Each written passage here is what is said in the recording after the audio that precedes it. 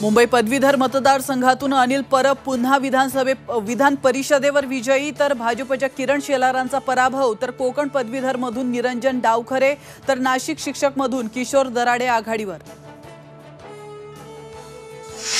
भाजपकडून विधान परिषदेसाठी पंकजा मुंडेंसह 5 जणांची नावे जाहीर। योगेश टिळेकर, डॉक्टर परिणय फुके, सदाभाऊ खोतांसह अमित गोरखेंनाही संधी।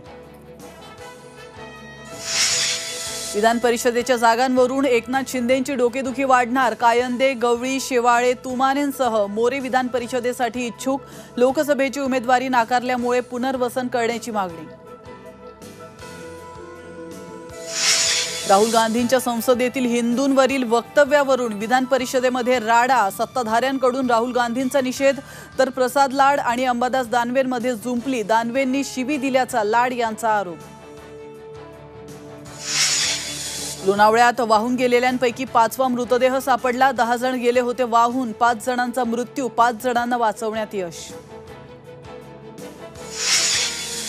तुकोबा माऊलींची पालखी आज पुणे मुक्कामी। हजारो वारकरी पालखी सोहळ्यामध्ये दाखल। विठू नामाच्या गजराने पुण्यनगरी दुमदुमली। फडणवीसांनी घेतलं माऊलींच्या पालखीचं दर्शन।